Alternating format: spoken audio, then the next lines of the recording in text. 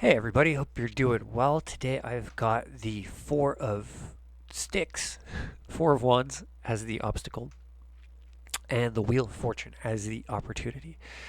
So let's get started here. We got the always exciting Marseille pip card design, very intuitively interpretable.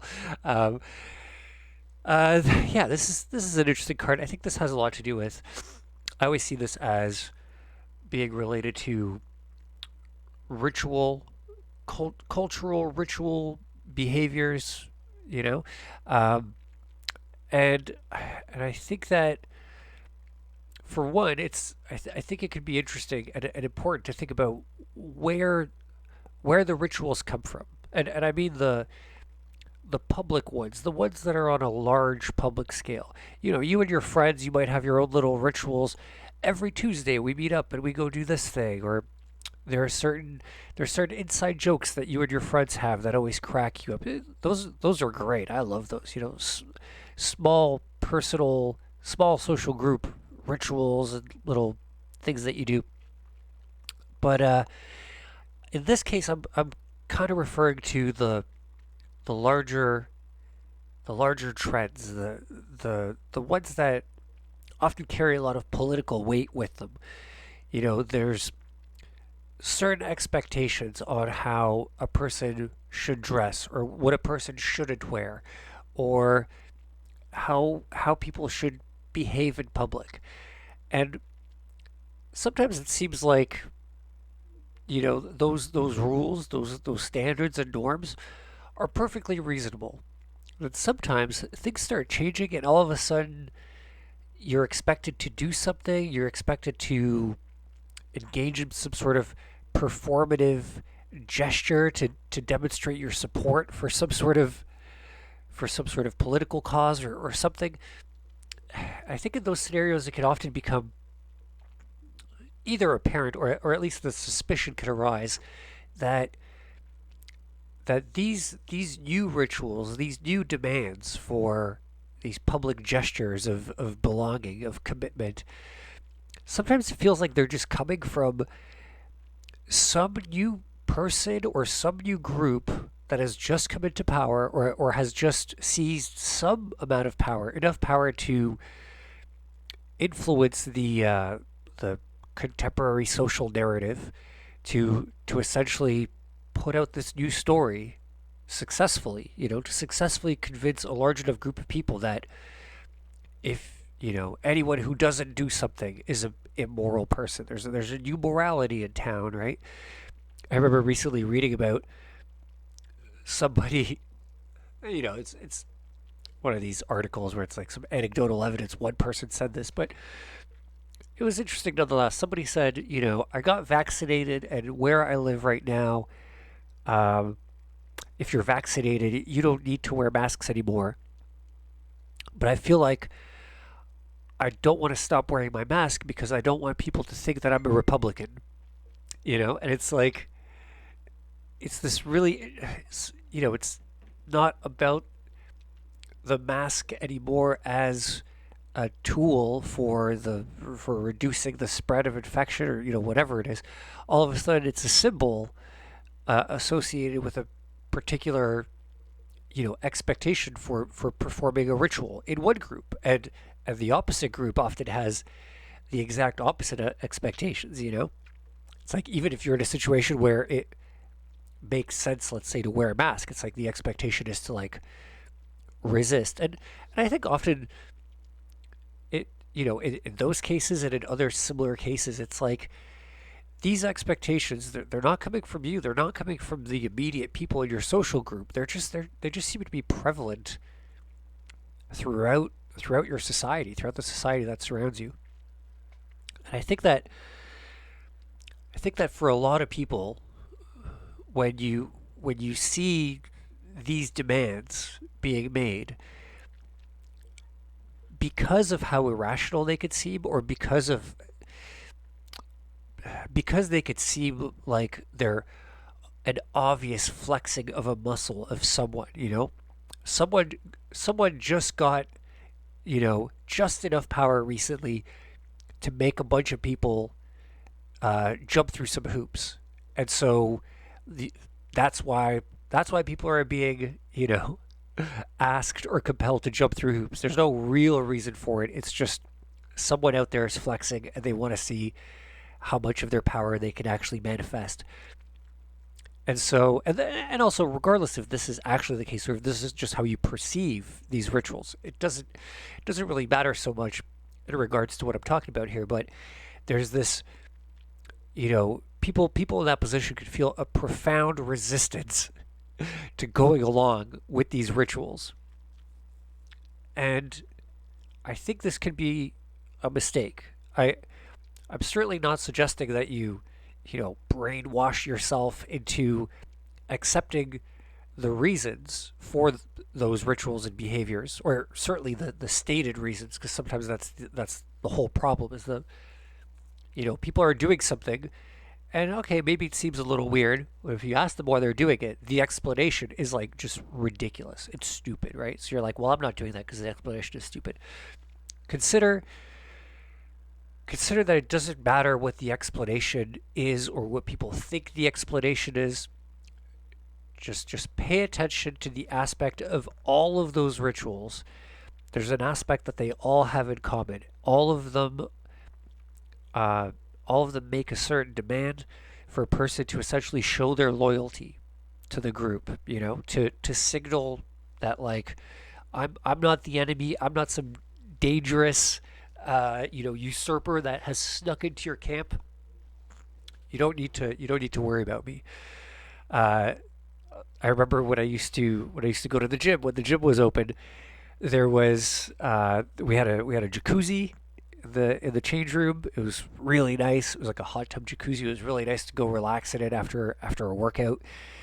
And there was this huge sign hung right above the jacuzzi where everyone could clearly see, and it had 12 rules for jacuzzi use, right?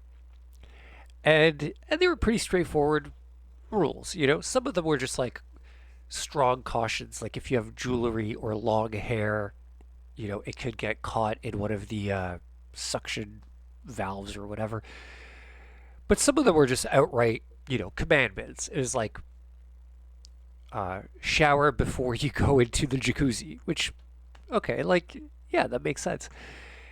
And some of the other ones were like, you know, no spitting or urinating or in whatever ways polluting the jacuzzi, which again, it's like you hope they don't have to spell it out, but okay, it's up there. Now, interesting thing would happen when people got in the jacuzzi without showering. A lot of people that were in the jacuzzi, this new person would arrive and enter without taking a shower. A lot of people would freak out and be like, "Take a shower, you're disgusting." And often the person that was getting in, I mean, ideally they would go, "Oh, sorry, oops, forgot," or whatever. They could take a shower. But sometimes that person would start arguing and debating. What's the big deal? Why do you care? It's not a big thing. And whoops. And this this whole irrational argument would would come up where the person that did want to shower or that wanted to win this argument at this point, they would point out, like, what's the big deal if I'm covered in sweat? It's new sweat. It's not like I was just working out, so it's fresh sweat. And everyone in the jacuzzi, you're all sweating in there. It's a hot tub jacuzzi. You're also sweating. It's like even if you get in when you're essentially dry, you also sweat. So it's like if sweat's the only thing, what's the big deal? And and after after witnessing a couple of these arguments, I realized that the people in the jacuzzi getting pissed off at the people who didn't shower they were kind of, they were upset. They were really upset, but it's like they were upset for the wrong reason. When they tried to explain what made them upset, they didn't quite, I think, understand their own outrage as much as they thought they did. And it seemed to me like the actual explanation was, if someone gets into the jacuzzi with you who ignored the clearly posted rule about showering before they get in, are they also going to ignore the other rules? Which means they're going to piss in the jacuzzi, do all the other things they're not supposed to do? If neglecting to follow one out of the 12 rules is an indicator that this person just generally doesn't follow the rules, that's something to, that certainly explains more of that outrage, because now they're getting outraged for all the other things that presumably this person will also do. Now it's still irrational, but at least it makes more sense, why they would get so upset. And I think that, and I think this is a pretty simple and straightforward way to. I mean, it certainly helped me understand a lot of the religious outrage for some reason, like that, like I didn't really get for a long time. Like when it came to religions that were intolerant of, let's say, homosexuality, right? I had, I had some, gay friends, and so I would always be like, well, I like my friends; they're perfectly nice people. What's the big deal? Why do all these people with these religions make such a big deal of it? And I kind of suspect it was a similar thing. It's like because in their holy book, one of the things it said, at some point it mentions essentially don't be gay or whatever, but because it mentions that in a book of, divine rules, that I think a lot of those people, that use that book as essentially the thing that guides them in their life, I think maybe subconsciously, again, maybe without being able to understand or articulate their position, they see someone who breaks one of the rules and they presume this person is just lawless, doesn't respect these divine rules, and therefore probably will break all these other rules. And you know what those other rules are, right? There's like, don't kill, don't steal, don't, So it's like, again, not an entirely rational projection of fault, but I think it goes, a little further to help explain those irrational reactions. And again, so just going back to this situation, there could be a lot of these rituals that society, that different members of society expect from you. And just try to remember that in resisting the ritual, no matter how irrational individually that ritual could be, that ritual serves as, it's a display of belonging to an extended set of, you know, coordinated behaviors. People see you neglecting to go along with that one thing. They're going to presume you're also not going to go along with all the other unspoken rules maybe of that society. And if you go up against society, you're not going to win. So I think that if you're in a position where these demands are just unnerving and you can't stand it, then it's like I think you're going to have a lot more luck relocating to somewhere that doesn't have the same outlook, doesn't have the same demands. But in the meantime, wherever you are, the obstacle to overcome is the absolute rejection. Pick your battles. You don't have to participate. You don't have to voluntarily go out to all of the public displays. But just maybe learn how to play along with the demands that people take really seriously, that people put a lot of weight in. Okay, that was a lot of talking. Sorry, that kind of stretched out. Hope it was informative. All right, Wheel of Fortune as the opportunity. This one's pretty short. I'm gonna keep this short. So I think that sometimes sometimes there are people who win, you know, get the promotion, win the contract, get the fastest whatever, make the most whatever, make the right investment. Sometimes those people win because they're just really fucking talented. They worked really hard. They studied their ass off. They did a better job, like willfully. The person they were competing with, they spent 10 hours on it. It's like that person lost because the person who won spent 40 hours on it. And they just worked harder. Sometimes it's just random chance. But in the situations where you've won, some sort of competition, you got the promotion, anything where there was competition between you and other people, and where you bested those people, outsmarted them, it's often it's often wise or even just polite to frame that victory as some sort of a lottery that you won, you know? So you got the promotion, well, I got lucky, And identifying as this just one of the many individuals on this wheel of fortune. You're just one of the numbers on the roulette wheel. It spun around and just so happened to land on you this time. But everyone else, all those people that lost, they didn't lose because they're stupid or lazy or they didn't work as hard as you or whatever. They lost because that's how roulette works. You spin it, only one person wins, but then guess what? You spin it again, then somebody else wins. When's the last time you saw a roulette land on the same number, multiple times in a row? Like, this never happens, right? So especially when it comes to dealing with the kind of people who,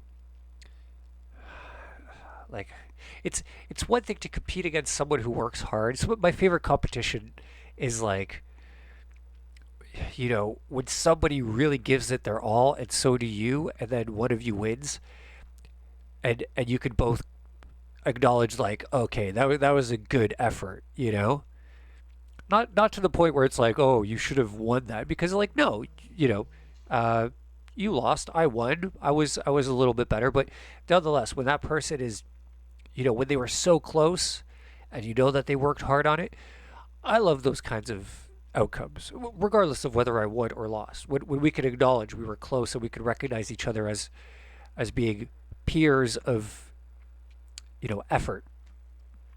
But there's also a lot of people out there that you might have to deal with on a regular basis that are just, they don't specialize in working hard. They don't specialize in really just pressing themselves to do as much as they can.